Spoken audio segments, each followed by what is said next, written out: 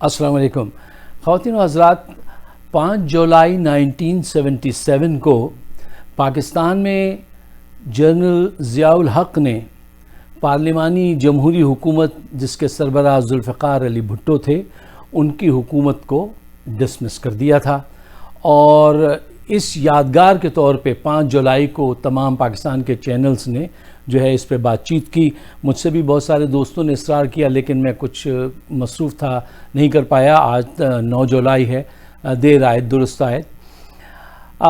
देखिए, हकीकत ये है कि कोई पॉलिटिकल लीडर इतना ख़राब नहीं होता जितना उसके अपोनेंट बताते हैं, और ना ही इतना अच्छा होता है जितना उसके चाहने वाले बताते हैं, अक़ीदतमंद बताते हैं। और हमारे यहाँ तो जो अक़ीदतमंद होते हैं उनकी आँखें कान सब मोहब्बत में बंद हो जाते हैं, और वो बस अंधाधुन उसकी तक़लीद करते हैं। भुट्टो मरहूम की जो बात है वो ये है कि उनके हिस्से में कुछ बहुत बड़े काम आए हैं और बहुत सारे गलत काम भी आए हैं उनके हिस्से में। सबसे पहले मैं ज़िक्र करना चाहूँगा उन 3-4 बड़े कामों का, जिनको मैं कहता हूँ बहुत बड़े काम, और उसकी बुनियाद पर उनके बेपनाह जुर्म जो हैं वो माफ़ किए जा सकते हैं, बहुत सारे, एक आध को छोड़कर। देखिए, उनका जो सबसे बड़ा कंट्रीब्यूशन है जो हमेशा याद रखा जाएगा, एक तो पाकिस्तान की सियासत में 2 नाम हमेशा उभर के सामने आएंगे, ज़ुल्फ़िकार अली भुट्टो और इमरान ख़ान। इमरान ख़ान एक ऐसे मौके पे आए हैं, या तो पाकिस्तान बिल्कुल तुफ़ैली मुल्क बन जाएगा क्योंकि सारा जो है ख़जाना लुट चुका है, बिल्कुल बर्बाद कर दिया 30 साल ने, या बन जाएगा या बिगड़ जाएगा। और भुट्टो मरहूम उस वक्त आए थे जब उन्होंने एटम बम बनाने का फ़ैसला किया और पाकिस्तान के दिफा को नाकाबिल तस्ख़ीर कर गए। इस बुनियाद पर आप डॉक्टर क़दीर ख़ान और ज़ुल्फ़िकार अली भुट्टो का नाम जो है, कुछ भी कर लें आप उसको न छुपा सकते हैं न मिटा सकते हैं। ये कुछ नाम ऐसे हैं। अच्छा, उनका सबसे बड़ा कारनामा जो था वो था पाकिस्तान को एक अच्छा आइन देना। ये आइन जो है ना, कुछ एक आध चीज़ें होती हैं, सुकूम होते हैं इधर उधर, लेकिन वो एक आइन देना बहुत बड़ी बात होती है, जो भुट्टो मरहूम के कारनामों में से गिना जाएगा। दूसरी एक बात जिसके लिए उनको याद रखा जाता है कि उन्होंने इस्लामिक सरबराह कॉन्फ्रेंस करा के पाकिस्तानियों के अंदर एक जज्बा ईमान और जज्बा हुब्बुल वतनी जो था उसको काफ़ी उभारा था, और ये भी उनका एक कारनामा समझा जाता है। जो तीसरा कारनामा उनका, ये लोग अच्छी बात याद रखते हैं कि उन्होंने एक आम आदमी को पासपोर्ट दिया और कहा मुल्क से बाहर जाओ और कमाओ, वरना पहले तो पासपोर्ट बनना भी मुश्किल होता था। ये क्रेडिट गोज़ टू भुट्टो। अच्छा, जो सबसे बड़ा कारनामा है, जो बहुत बड़ा कारनामा है, वो ये है इन ख़राब हालात में जो उस वक़्त पाकिस्तान के थे, उस वक्त जब उन्होंने 2 दफ़ा क़दीर ख़ान से पूछा, mister Khan can you deliver it, तो उन्होंने कहा yes sir, I know I will deliver it. तो उन्होंने मेज़ पे मुक्का मारा, कहा now will see the Hindu bastard. उन्होंने जो जुर्रत की है भुट्टो साहब ने एटम बम बनाने के सिलसिले में, वो बहुत बड़ी बात है, बहुत बड़ी बात है। और आज देख लीजिए कि आज अभी तक पाकिस्तान का हशर नशर हो जाता अगर एटम बम नहीं होता। तो ये उनकी बहुत बड़ी कामयाबी है, या पाकिस्तान पर एहसान है। बहुत सारे गलत काम उनसे हुए हैं। अच्छा, देखिए, इससे पहले कि मैं उनकी नाकामियों को आपके सामने पेश करूं, हमारे पास टाइम कम होता है तो मैं सिर्फ बुलेट पॉइंट्स में बात कर सकता हूं। देखिए, एक बात मैं ज़रूर कहना चाहता हूं कि भुट्टो साहब को अच्छे मुशीर नहीं मिले, अच्छे दिमाग, अच्छे लोग नहीं मिले। अब उसमें एक कसूर उनके अपने मिजाज का भी है। क्यों? वो काम करते करते एकदम उनके अंदर का वडेरा जाग जाता था और वो एकदम नाराज़ हो जाते थे और सख्ती पर उतर आते थे, जो उन्हें नहीं करनी चाहिए। वो एकदम बेइज्जती करने पे उतर आते थे। काम करते करते उनका लहजा बदल जाता था, एटीट्यूड बदल जाता था बिल्कुल। तो एक उनका अपना मिजाज भी था और किस्मत भी थी कि अच्छे मुशीर नहीं मिले। एक ज़माने, छोटा सा एक वाक़या जल्दी से आपको सुनाऊं। 9 सितारों से उनकी मीटिंग होती थी, ये जब इलेक्शन हुए और जब वो धांधली का वो हुआ, तो 2 टीमें थी, भुट्टो साहब, पीरज़ादा साहब और कौसर न्याज़ी। उधर से प्रोफेसर गफ़ूर और मुफ्ती महमूद और एक और कोई 2 साहिबान थे। तो ایک اس سے ذرا اندازہ لگائیے کہ ان سے کام لیا جا سکتا تھا بھٹو صاحب سے، ہم نے ان کو نہیں کام لیا ان سے۔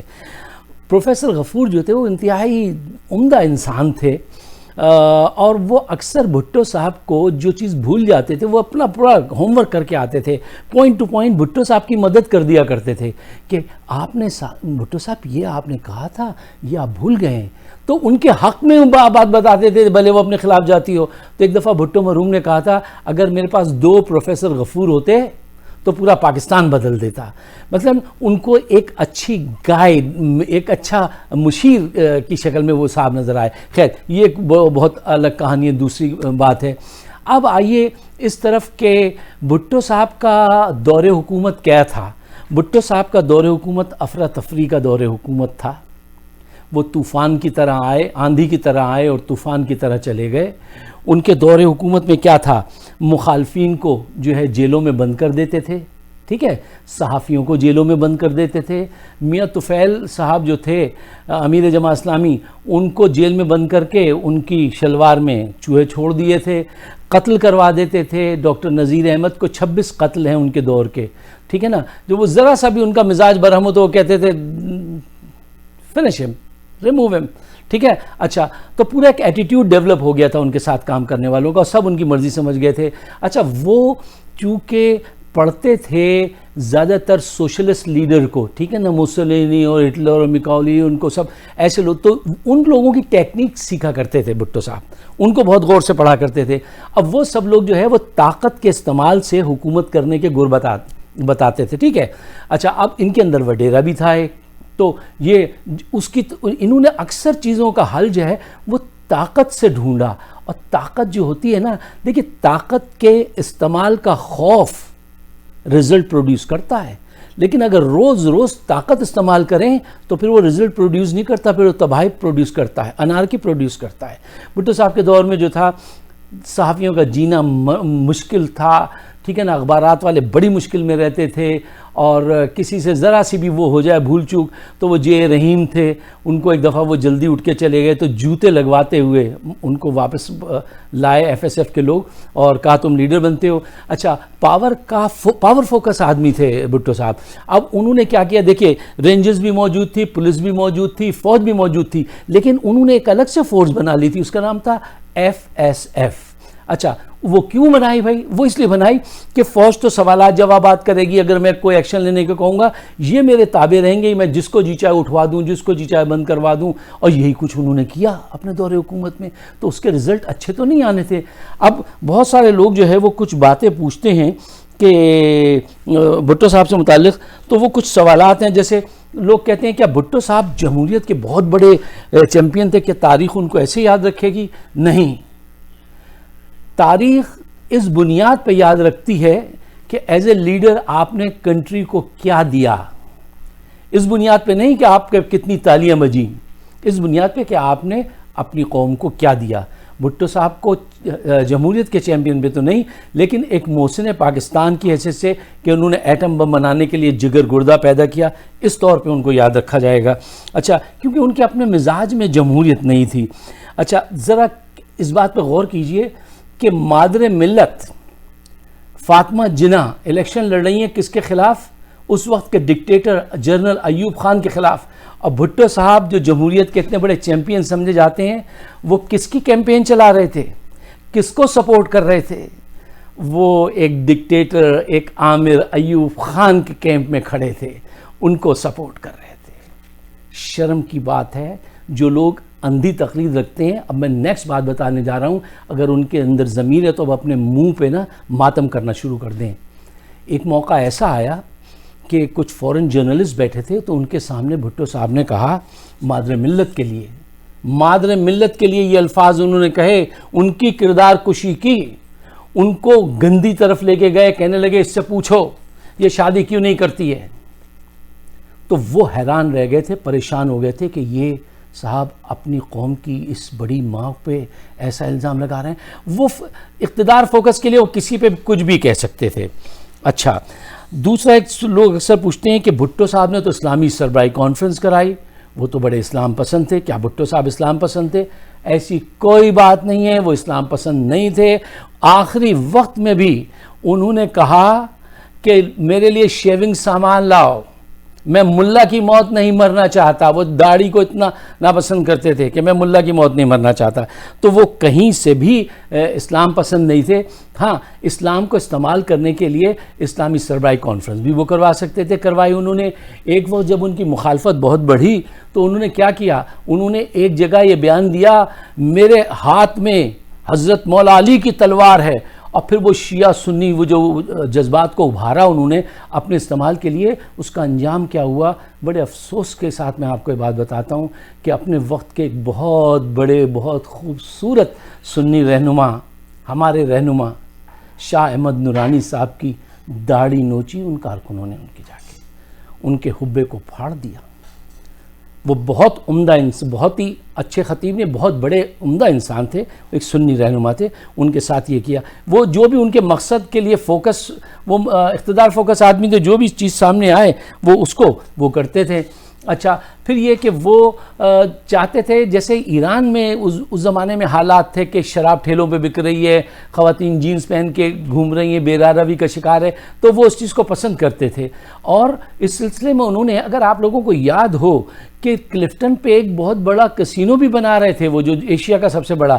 اب تو بہت عرصے تو پھر اس کو روک دیا گیا. اب پتہ نہیں اس کی کچھ کھنڈرات شاید آپ کو کہیں پہ مل جائیں، لیکن میں نے دیکھا ہے، خود دیکھا ہے، اور بہت سارے لوگوں نے جو میری ایج کے دیکھا ہوگا کہ وہ بننا شروع ہوا تھا، پھر وہ رک گیا. اچھا، پھر کچھ لوگ کہتے ہیں کہ بھٹو صاحب جینیس تھے. اچھا، اب جینیس کی کیا ڈیفینیشن ہے؟ دیکھیے، طارق علی ایک اسٹوڈنٹ لیڈر تھے. انہوں نے ایک دفعہ ان سے پوچھا کہ بھٹو صاحب یہ 1965 کی وار کس نے اسٹارٹ کرائی تھی؟ تو بھٹو صاحب کہنے لگے یہ میں نے اسٹارٹ کرائی تھی. تو اس نے کہا آپ نے کیوں کرائی تھی؟ کہنے لگے اس لیے کہ اگر ایوب خان جیت جاتا تو میرا نام ہوتا، کیونکہ میں اس کا فورن منسٹر ہوں، اور اگر وہ ہار جاتا تو وہ میرے رستے سے ہٹ جاتا. اگر یہ ذہانت ہے تو وہ یقیناً آپ ان کو جینیس کی کیٹیگری میں رکھ لیجئے.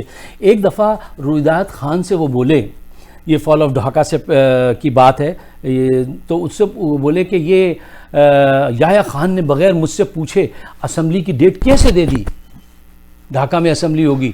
تو اس نے کہا صاحب اب تو دے دی گئی ہے ڈیٹ، تو اب تو نہیں بدلی جا سکتی. تو بھٹو صاحب نے اس سے کہا نہیں، بدلی جا سکتی ہے. تم وہاں پہ امن و امان کا مسئلہ پیدا کرو، پھر ٹیئر گیسز چلیں گی، اور پھر گولیاں چلیں گی، لاٹھی چلے گی، کچھ لوگ مر جائیں گے، مر جانے دو، پھر یہ انف ریزن کہ اس کو کینسل کراؤ یہ کر کے.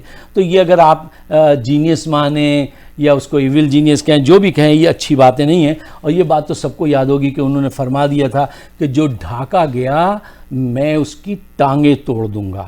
یہ ان کا ایک اندر جو وڈیرا تھا نا، وہ بڑا غضبناک تھا. اور اس پہ انہوں نے جن کو وہ پڑھتے تھے کہ میکاولی اور مسولینی اور ہٹلر، یہ سب سوشلزم ڈاؤن جا رہا تھا، اور بھٹو صاحب نے ان کی راہ پکڑ لی تھی. اچھا، اب لوگ کہتے ہیں کہ کچھ لوگ یہ الزام لگاتے ہیں کہ بھٹو صاحب نے پاکستان توڑا. یہ بالکل غلط بات ہے.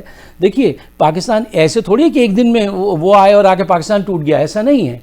پاکستان مسلسل 10-20 سال کی محرومیاں جو ہیں، وہ ایوب خان کے دور کی خاص کر کے، اس کا ریزن ہے ٹوٹنے کا. ہاں، اینڈ پہ بھٹو آئے ہیں، اور اگر بھٹو کے اندر وہ اقتدار شوق اتنا زیادہ تیز نہ ہوتا، اور وہ ملک کی محبت زیادہ گہری ہو جاتی، اور وہ کچھ قربانی اپنے نفس کی دے لیتے، تو شاید حالات مختلف ہوتے. یہ سب چیزیں میں جو آپ سے کہہ رہا ہوں، آپ تاریخ میں ان کو جا کے چیک کر سکتے ہیں کہ میں آپ سے صحیح کہہ رہا ہوں یا غلط کہہ رہا ہوں. اچھا، ایک دو آخری باتیں، کیونکہ ہمارا ٹائم بہت کم ہے، کہ بھٹو اور معیشت.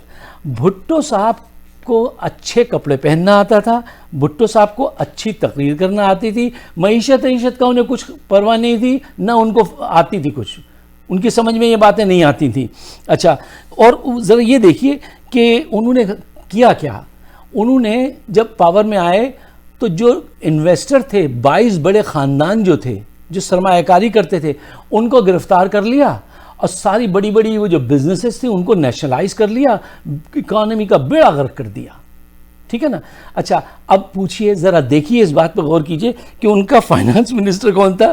ان کے فائنانس منسٹر تھے مبشر حسن صاحب. مبشر حسن صاحب جو تھے وہ ایک پولیٹیکل ایکٹیوسٹ تھے، وہ کوئی بہت بڑے فائنانس کے آدمی تھوڑی تھے، وہ تو بیسیکلی ایک انجینئر تھے. بائی پروفیشن, اور ان کو جو ہے فائنانس منسٹر بنا دیا گیا. ان کو تقریر کرنے سے تقریر کی لذت تھی بھٹو صاحب کے لیے, خوش لباسی تھی, اور شاعران کے ساتھ بیٹھ کے وہ یہ گپ شپ کرتے تھے کہ کسی سوسائٹی کو دیکھنا ہے کہ وہ کتنی آزاد ہے تو یہ دیکھو وہاں سیکس کی کتنی آزادی ہے اور کس طرح سیکس ہوتا ہے. تو یہ ان کے سبجیکٹ تھے. اچھا, بھٹو صاحب کے متعلق یہ کہنا کہ انہوں نے پاکستان کو جو ہے بہت بڑا نقصان پہنچایا ہے, تو کسی حد تک یہ کہہ سکتے ہیں, لیکن یہ کہنے سے پہلے آپ کو یہ بھی کہنا پڑے گا کہ بھٹو صاحب نے پاکستان کو بہت بڑا فائدہ پہنچایا ہے, اور ان کے نام پر آج جو لوگ کام کر رہے ہیں وہ پاکستان کو لوٹ رہے ہیں, ان کے نام کو کیش کرا رہے ہیں, جو بالکل غلط بات ہے. اور ایک آخری بات میں آپ سے عرض کروں, دیکھیے بھٹو صاحب کے خوبیاں بھی بتائیں میں نے آپ کو, خامیاں بھی بتائیں, لیکن بھٹو خزانہ نہیں لوٹتے تھے, بھٹو چور نہیں تھے, بھٹو گھٹیا آدمی نہیں تھے, اور یہ جتنے ان کا نام لیوا آئے ہوئے ہیں نا, یہ سب چور ہیں. ہر اینٹ کو اٹھا لیجیے آپ پیپلز پارٹی کے, اس کا مفہوم لوگوں نے یہ بنا دیا تھا کہ پیو پلاؤ پیلو مارو پیو کھاؤ پیو بھاگ جاؤ, یہی انہوں نے پرپس بنا رکھا ہے. یہ حقیقت ہے, جو صحیح تھا جو غلط تھا میں نے آپ کے سامنے رکھا, اور آپ اپنا فیصلہ خود کیجئے. اور جو بھی باتیں میں نے آپ کو بتائی ہیں, یہ کوئی میں نے انہونی بات نہیں بتائی ہے, وہ ساری باتیں بتائی ہیں جو آپ جانتے ہیں یا آپ کے بزرگ جانتے ہوں گے, ان سے کنفرم کیجئے اور پاکستان کے حق میں دعا کیجئے. آپ سب کا بہت بہت شکریہ. میری ویڈیوز موجود ہیں یوٹیوب پہ, فائق صدیقی شو, اگر آپ اس کو سبسکرائب کر لیں تو بڑی عنایت ہوگی. شکریہ. شالیمار حلال میٹ اینڈ گروسریز, امریکہ کا سب سے بڑا اعلیٰ کوالٹی حلال meat chicken and groceries store. Corona virus pandemic کی وجہ سے معاشی بحران اور مہنگائی کے طوفان میں جکڑے ہوئے صارفین کے لیے president Shalimar group of restaurants and king of sweets Sait Latif کی جانب سے زبردست رعایتی پیکج کا اعلان. Whole baby goat and lamb $6.99, beef with bone $3.99, beef قیمہ $5.99, ہول چکن $1.99, چکن قیمہ $1.99, zebra rice 40 pound $45, Shan masala 99 cents, and much more. 100% satisfaction with money back guarantee by Sayyid Latif. Free home delivery by Go Meat website. Shalimar Halal Meat and Groceries, Island, New Jersey. Phone 732-283-7474.